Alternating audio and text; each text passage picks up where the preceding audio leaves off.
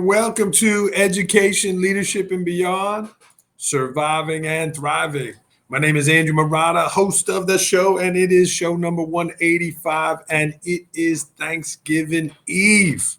Happy to be with you. Happy to be live on Facebook, member of the Education Podcast Network and Voice Ed Radio Canada. Thanks for tuning in, everyone. If you're watching live here, leave us a question or comment and get involved in the show. If you are listening to wherever you are listening to your podcast, great to be with you on iTunes or wherever you are listening. It's a busy day. It's a busy time. And Thanksgiving 2021.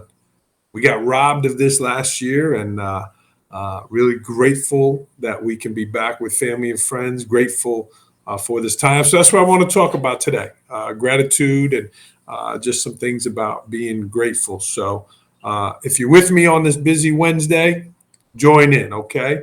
No guest today, just me. So number one, I want to start with today's sponsor, and that's Halvesies Cookies. Here they are.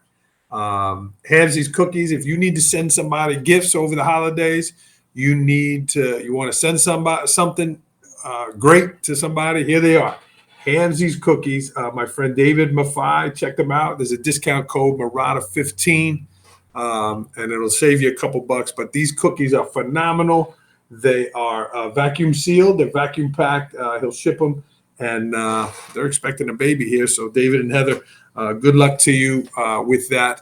But please check out Halvesies Cookies. And that discount code is Murata15. And I thank them for being a sponsor. Number two, very exciting news here. Going to hit submit on book number 3. I have a new book coming out. It'll be out in the spring, and it's called Tales from the Hardwood, Surviving and Thriving. And those are leadership stories from my time as a Division I men's basketball official. Learned a lot, had a ton of great experiences, and learned a lot about leadership. Learned a lot about life, travel, all that good stuff. And that's coming out this spring. So Tales from the Hardwood. I've been going through the process here, and there's a lot of work to be done, but that is coming to a theater near you. Shout out to my paisan from New Jersey, AJ Bianco, watching live. That was a great show the other day, Unlocking the Middle. That was a lot of fun. I was on with AJ and some of the work he's doing. So if you're watching live here on this Thanksgiving Eve, jump in. It'd be nice to kind of talk to some of you and hear from you. So certainly jump in to the show. So that's exciting. I wanted to announce that Tales from the Hardwood coming out. And, I do have a workshop that goes with that. If you're someone who's into sports and leadership, it's a great combination. So many stories, so many experiences. I'll tell one of them. Okay, I'm going to tell one. And this is from my friend who was in the Olympics years ago, Jose Carillon. And Jose told me a story of that he was doing between Yugoslavia and Argentina. And this was back before they had instant replay, right? We all know these games now. There's a close play at the end. The refs go and look at the replay to make sure they got it right. Well, this was before then. So Jose's doing the Olympics, and he's got Yugoslavia, Argentina. There's a bang-bang play, a couple seconds left. They throw an alley-oop to Manu Ginobili, who was playing for Argentina at the time, and he flicks it in. The ball releases, the horn goes off, hits off the glass, and goes in. And Jose scores it. And there was no replay, but the Olympic rules was they had to go over and ask this judge, hey, was it good or not? Jose knew it was good. He knew in his heart it was good. And he goes up to the guy and says, listen, I'm supposed to ask you if it was good or not. I'm not asking you. I'm telling you the shot was good. We're counting that goal. And bam, they counted it. And sure enough, it was out of Manu's fingers by just a little bit. And I share that story in the book, and it's one of 101 stories that are with that. Just about leadership, going with your gut, knowing when to put your neck out on the line and go with what you called, go with your decisions, things like that. So that was just one of the stories. And there's 101 in there, and I'm proud of it and excited about it. So that is coming out this spring. Okay, it is Thanksgiving Eve 2021. Again, if you're watching live, jump in on the program. AJ, thanks for the shout out. I had fun on there too. Gratitude. I want to talk a little bit about gratitude and how it can improve your life, how it can improve your well-being when you lead with gratitude. So many things I'm grateful for here on this date. My family, certainly my job here in Port Jervis, New York. I'm a principal, secondary principal in the district, and 17 years I've been doing that here. Grateful to all the families and community members here in Port Jervis. The gifts and talents I've been given. I never was a public speaker, and back in 2016, I got going with that first book, The Principles, Surviving and Thriving, and kind of changed my life, right? Now I'm working with principals and I'm speaking to different leadership groups. I never knew I had that in me, and I'm grateful for it, right? I'm grateful to be able to speak to those groups and work with those groups outside my work as a principal. And it goes back to the power of a single experience. Dr. Rob Gilbert, my good friend, the Success Hotline. If you don't call the Success Hotline, you should get it, going with it. I'm going to pull up that number right now. But he's incredible. 973-743-4690. You're looking for something, you're looking for inspiration, you're going through a hard time. 973-743-4690. AJ, if you're still watching, put that in the chat for us so people can have that. And it's the Success Hotline, 973-743-4690. Long story short, I'm calling the hotline. I become friends with Dr. Rob, and I go speak to his class back in 2016. And we hit it off. Dr. Rob and I connected. I loved his message and what he was doing in his class, and he liked what I had to say. He liked it.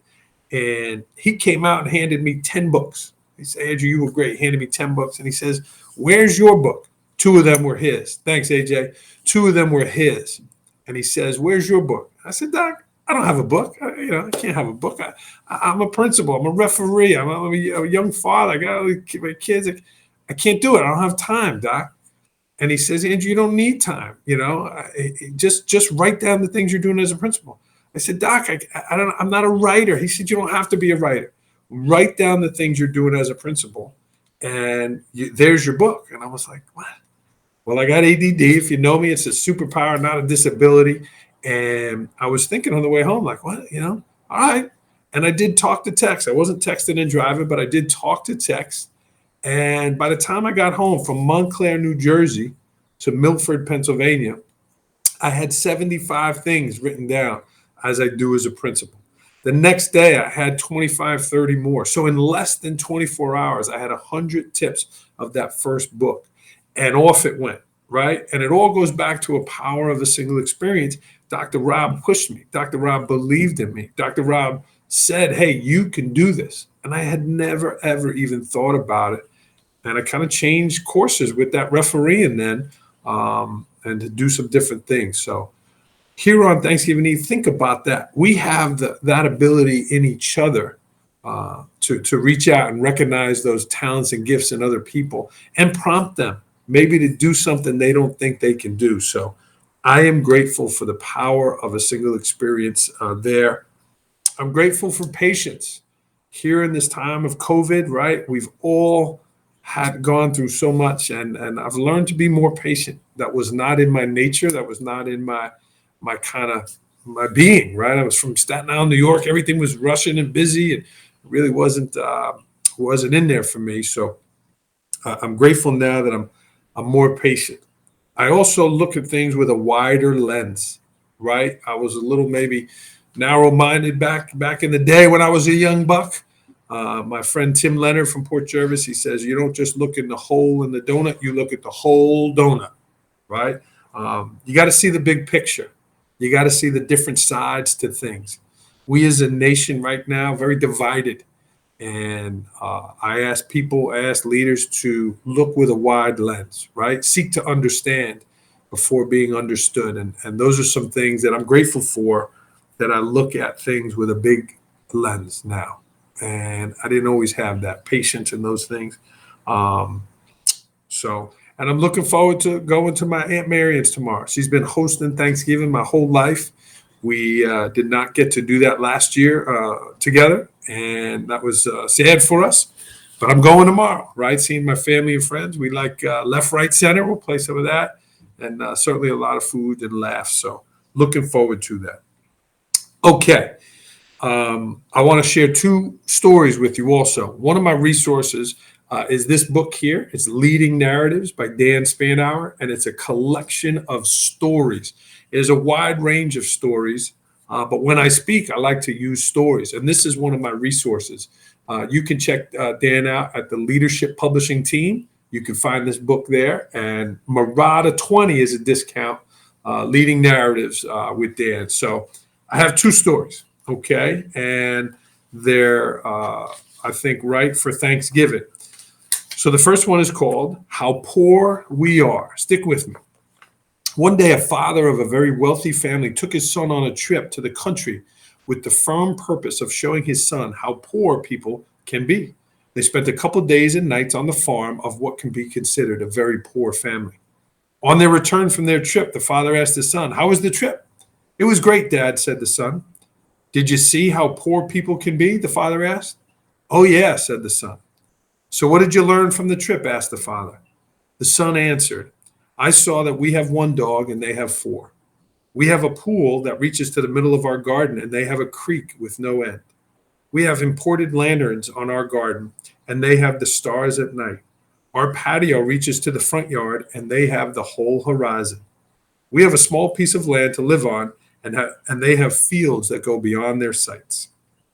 We have servants who serve us, but they serve others. We buy our food and they grow theirs. We have walls around our property to protect us, and they have friends to protect them." With this, the boy's father was speechless. Then his son added, "Dad, thank you for showing how poor we really are." Interesting story, right? Makes you think about the good things that you have. It makes you think about your family and maybe not wanting something else, but loving and respecting and knowing how special it is what you have. So that's called How Poor We Really Are. The second one is called And Then Some. I'm also a believer of you got to do more than expected. You got to do others. We're in a servant business in education and leadership, and you got to serve other people. This story is called And Then Some. These three little words are the secret to success. They are the difference between average people and top people in most companies and organizations.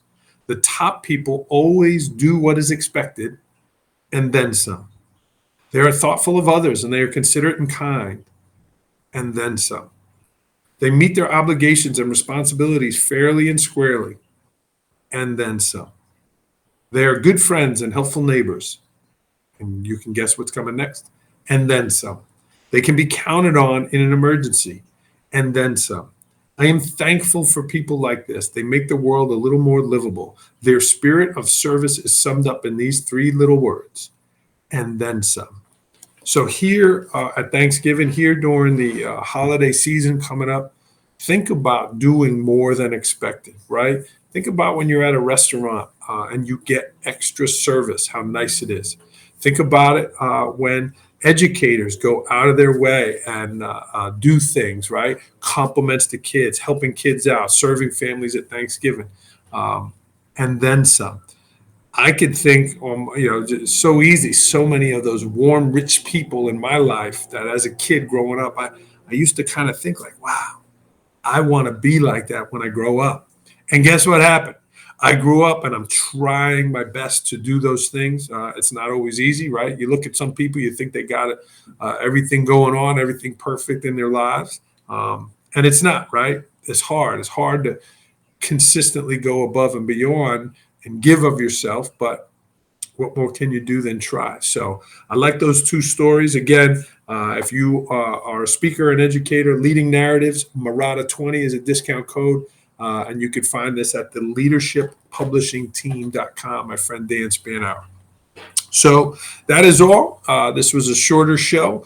If you are a friend of the program, you've been watching and you haven't been on as a guest, reach out to me. I'd love to meet you. I'd love to talk to you as an educator, talk leadership and life. AJ, we're going to have you on soon here. My email is andrewmaradallc@gmail.com. L as in Lucy, L as in Lucy, C as in cat. andrewmaradallc.com or at gmail.com. I do want to wish everybody a happy and healthy Thanksgiving. Be safe. Mom, if you're watching, I love you and I miss you. And I look forward to seeing you on Friday. You are the best, and I appreciate you. All right, everyone. Thank you for tuning in here on Education, Leadership, and Beyond, the Thanksgiving version. This is show number 185. Thanks for tuning in. Happy Thanksgiving, everybody. Keep rolling, friends.